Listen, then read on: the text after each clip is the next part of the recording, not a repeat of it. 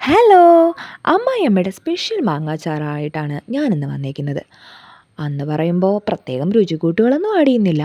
എന്നാലും അമ്മയ്ക്ക് ഭയങ്കര കൈപ്പുണ്യമാണ്. അതുകൊണ്ട് തന്നെ എന്ത് വച്ചാലും ഒടുക്കത്തെ ടേസ്റ്റാണ്. എവിടുന്നാണാവോ ഇത്രയും കൈപ്പുണ്യമൊക്കെ ചിലർക്ക് ദൈവം കൊടുക്കുന്നതല്ലേ. അപ്പോൾ മാങ്ങ അരിഞ്ഞ് അതിലേക്ക് ഉപ്പും മുളക് പൊടിയും കൂടി ചേർത്ത് നന്നായിട്ട് പുരട്ടും. എന്നിട്ടൊരു 10, 15 മിനിറ്റ് സെറ്റാവാൻ വയ്ക്കും.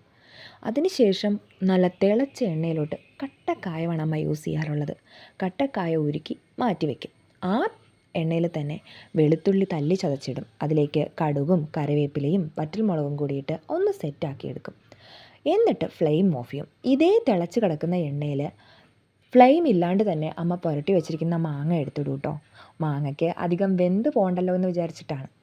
എന്നിട്ട് നന്നായിട്ട് മിക്സ് ചെയ്യും. ലാസ്റ്റാണ് അതിലേക്ക് അമ്മ ഉരുക്കി വെച്ചിരിക്കുന്ന കായം പൊടിച്ച് ചേർക്കുന്നത്.